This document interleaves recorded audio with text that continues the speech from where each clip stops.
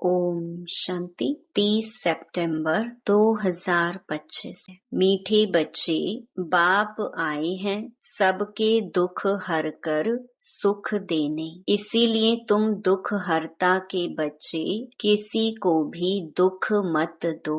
प्रश्न: ऊंच पद पाने वाले बच्चों की मुख्य निशानी क्या होगी? उत्तर: पहला, वे सदा श्रीमत पर चलते रहेंगे।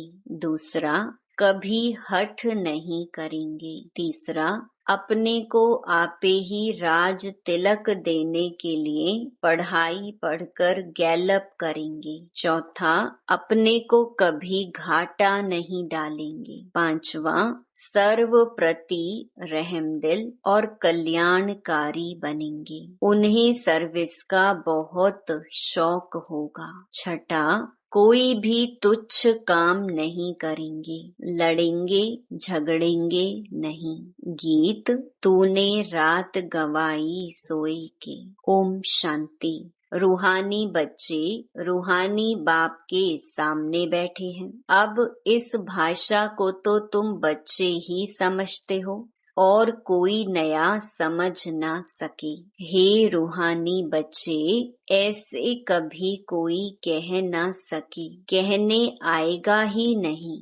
तुम जानते हो हम रूहानी बाप के सामने बैठे हैं, जिस बाप को यथार्थ रीति कोई भी जानते नहीं। भल अपने को भाई भाई भी समझते हैं। हम सब आत्माएं हैं। बाप एक है, परंतु यथार्थ रीति नहीं जानते। जब तक सम्मुख आकर समझे नहीं, तब तक समझे भी कैसे? तुम भी जब सम्मुख आते हो तब समझते हो। तुम हो ब्राह्मण ब्राह्मणियां। तुम्हारा सरनेम ही है ब्रह्मा वंशी ब्रह्मा कुमार कुमारियां। शिव की तो सब आत्माएं हैं। तुमको शिव कुमार व शिव कुमारी नहीं कहेंगे, यह अक्षर रॉन्ग हो जाता। कुमार हो तो कुमारी भी हो। शिव की सब आत्माएं हैं। कुमार कुमारी तब कहा जाता जब मनुष्य के बच्चे बनते हैं। शिव के बच्चे तो निराकारी आत्माएं हैं ही। मूल वतन में सब आत्माएं ही रहती हैं, जिनको सालीग्राम कहा जाता है। यहाँ आते हैं तो फिर कुमार और कुमारियां बनते हैं जिस्मानी। वास्तव में तुम हो कुमार शिव बाबा के बच्चे। कुमारियां और कुमार तब बनते जब शरीर में आते हो। तुम बीके हो, इसीलिए भाई बहन कहलाते हो। अभी इस समय तुमको नॉलेज मिली है। तुम जानते हो बाबा हमको पावन बनाकर ले जाएंगे। आत्मा जितना बाप को याद करेगी तो पवित्र बन जाएगी। आत्माएं ब्रह्मा मुख से यह नॉलेज पढ़ती हैं। चित्रों में भी बाप की नॉलेज क्लियर है। शिव बाबा ही हमको पढ़ाते हैं। न श्री कृष्ण पढ़ा सकते, न श्री कृष्ण द्वारा बाप पढ़ा सकते हैं। श्री कृष्ण तो वैकुंठ का प्रिंस है। यह भी तुम बच्चों को समझाना है। श्री कृष्ण तो स्वर्ग में अपने माँ बाप का बच्चा होगा, स्वर्गवासी बाप का बच्चा होगा।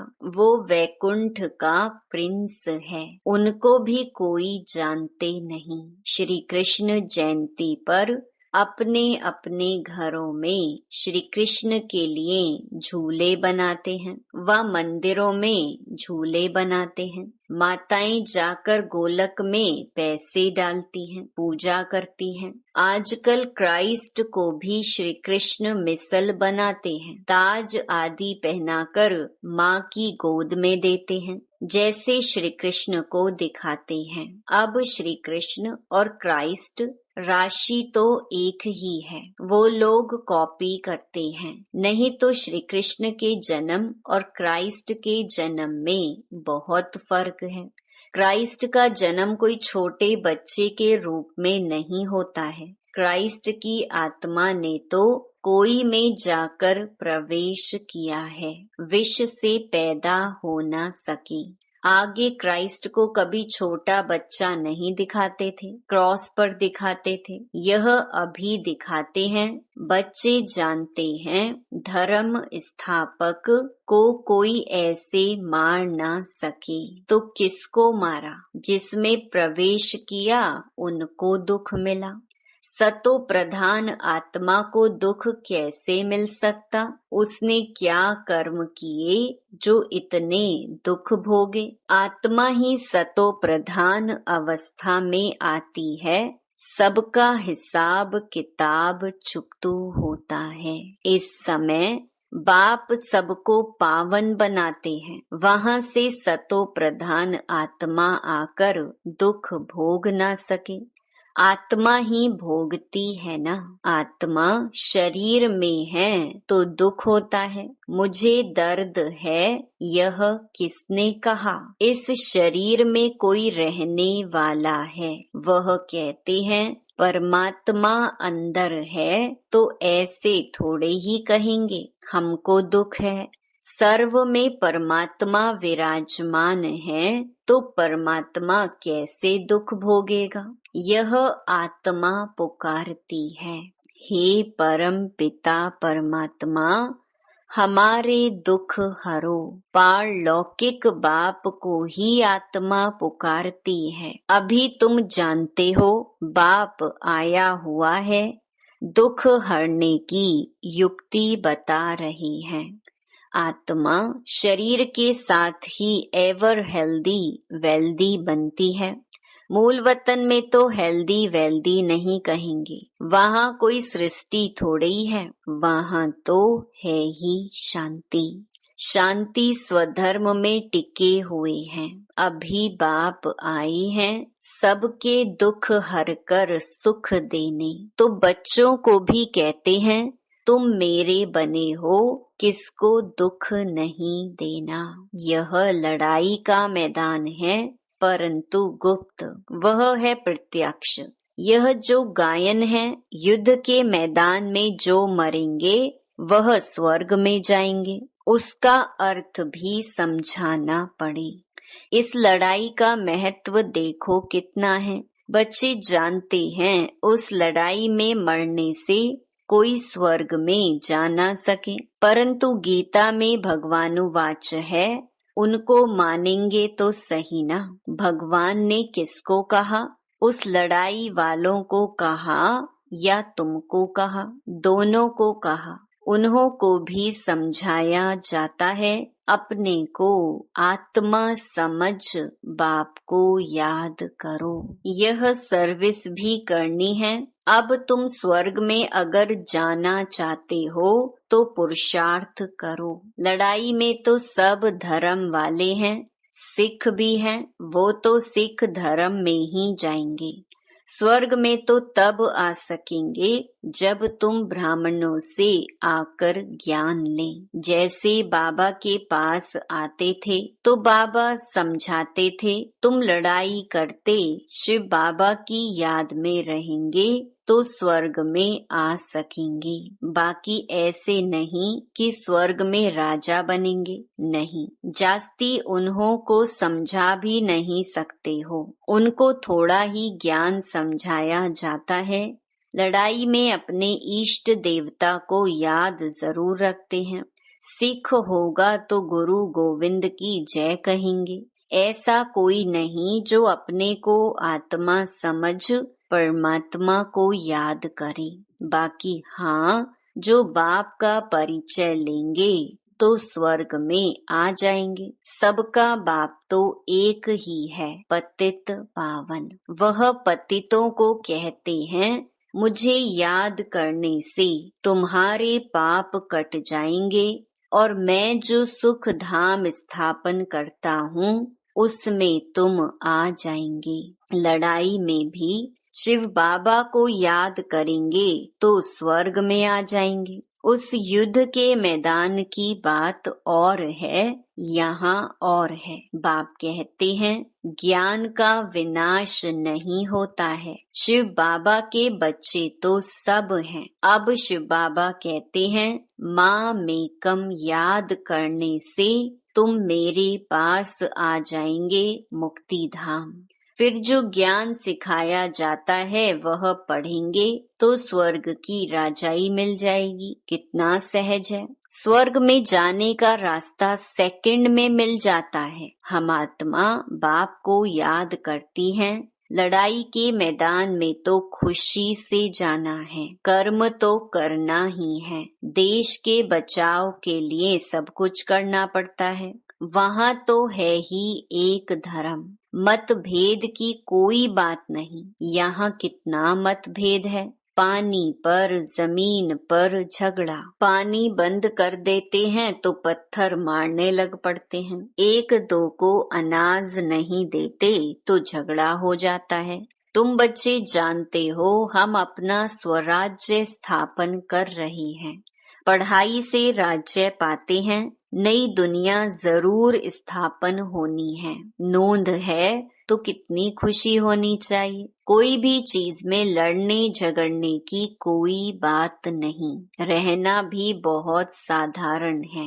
बाबा ने समझाया है तुम ससुर घर जाते हो इसीलिए अब वनवा में हो। सभी आत्माएं जाएंगी, शरीर थोड़े ही जाएंगे। शरीर का अभिमान भी छोड़ देना है। हम आत्मा हैं। 84 जन्म अब पूरे हुए हैं। जो भी भारतवासी हो बोलो भारत स्वर्ग था, अब तो कलयुग है। कलयुग में अनेक धर्म हैं। सतयुग में एक ही धर्म था। भारत फिर से स्वर्ग बनना है। समझते भी हैं भगवान आया हुआ है। आगे चल भविष्यवाणी भी करते रहेंगे। वायुमंडल देखेंगे ना तो बाप बच्चों को समझाते हैं। बाप तो सभी का है ना, सबका हक है। बाप कहते हैं मैं आया हूँ और सबको कहता हूँ माँ मेकम याद करो तो तुम्हारे विकर्म विनाश होंगे। अभी तो मनुष्य समझते हैं कभी भी लड़ाई हो सकती है। यह तो कल भी हो सकती है। लड़ाई जोर भरने में देरी थोड़ी लगती है।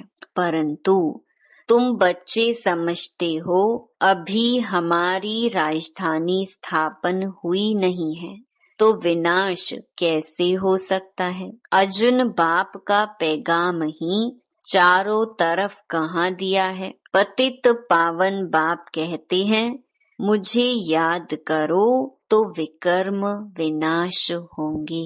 यह पैगाम सबके कानों पर जाना चाहिए।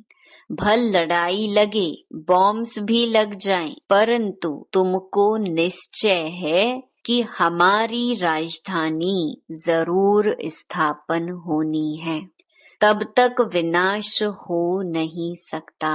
विश्व में शांति कहते हैं ना, विश्व में वॉर होगी तो विश्व को खत्म कर देंगे। यह है विश्वविद्यालय। सारे विश्व को तुम नॉलेज देते हो। एक ही बाप आकर सारे विश्व को पलटाते माना परिवर्तन करते हैं। वो लोग तो कल्प की आयु ही लाखों वर्ष कह देते हैं। तुम जानते हो इनकी आयु पूरे 5000 वर्ष है। कहते हैं क्राइस्ट से 3000 वर्ष पहले हेवन था।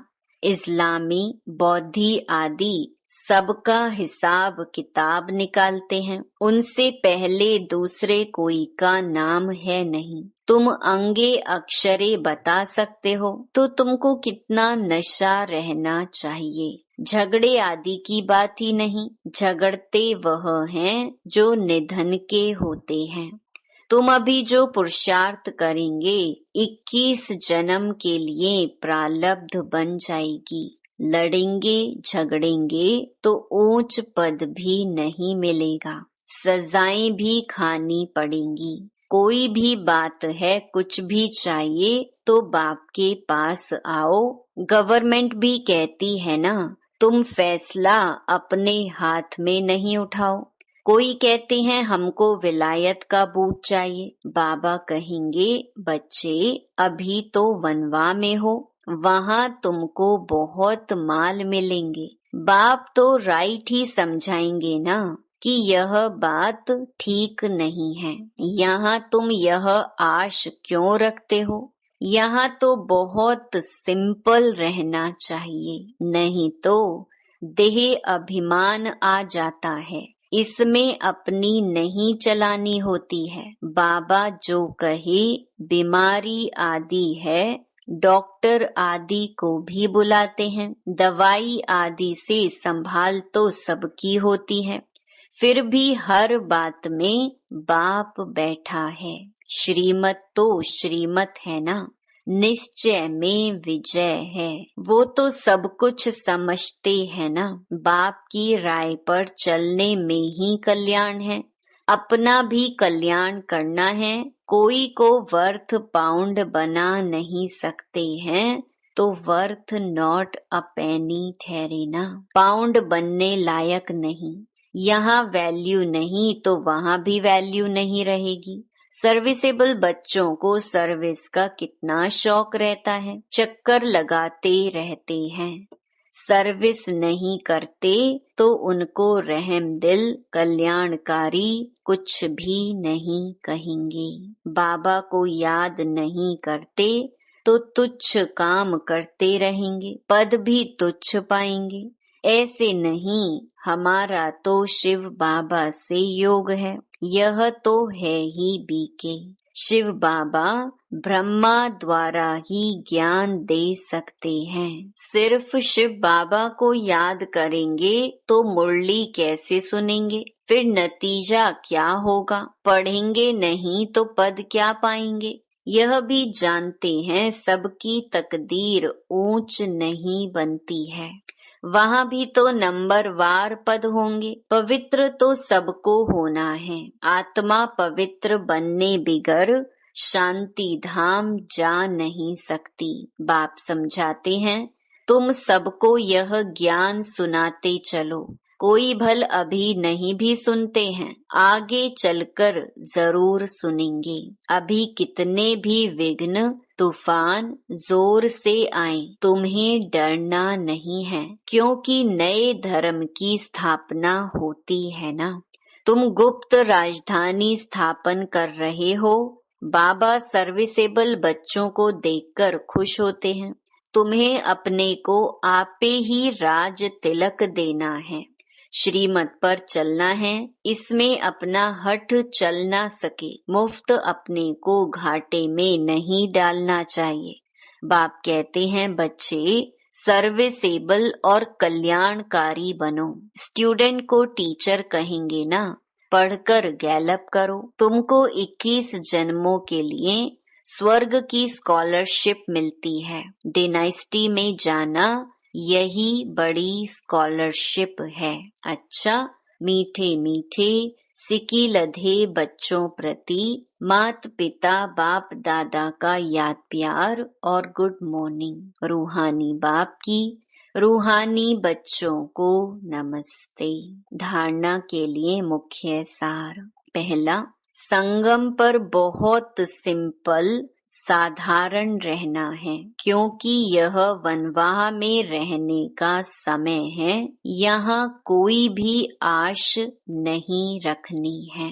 कभी अपने हाथ में लौ नहीं लेना है। लड़ना झगड़ना नहीं है। दूसरा, विनाश के पहले नई राजधानी स्थापन करने के लिए सबको बाप का पैगाम देना है कि बाप कहते हैं, मुझे याद करो तो विकर्म विनाश हो और तुम पावन बनो। वरदान, संतुष्टता की विशेषता द्वारा सेवा में सफलता मूर्त बनने वाले संतुष्ट मणि भव। सेवा का विशेष गुण संतुष्टता है। यदि नाम सेवा हो और स्वयं भी डिस्टर्ब हो व दूसरों को भी डिस्टर्ब करें तो ऐसी सेवा ना करना अच्छा है। जहाँ स्वयं के प्रति व संपर्क वालों से संतुष्टता नहीं, वह सेवा न स्वयं को फल की प्राप्ति कराती है न दूसरों को। इसीलिए पहले एकांतवासी बन स्व परिवर्तन द्वारा संतुष्ट मणि का वरदान प्राप्त कर फिर सेवा में आओ, तब सफलता मूरत बनेंगी। स्लोगन, विघ्नों रूपी पत्थर को तोड़ने में समय न गंवाकर उसे हाई जंप देकर पार करो। अव्यक्त इशारे, अब लगन की अग्नि को प्रज्वलित कर योग को ज्वाला रूप बनाओ। ज्वाला स्वरूप याद के लिए मन और बुद्धि दोनों को एक तो पावरफुल ब्रेक चाहिए और मोड़ने की भी शक्ति चाहिए। इससे बुद्धि की शक्ति व कोई भी एनर्जी वेस्ट ना होकर जमा होती जाएगी। जितनी जमा होगी उतना ही परखने की, निर्णय करने की शक्ति बढ़ेगी। इसके लिए अब संकल्पों का बिस्तर बंद करते चलो, अर्थात समेटने की शक्ति धारण करो। अच्छा, ओम शांति।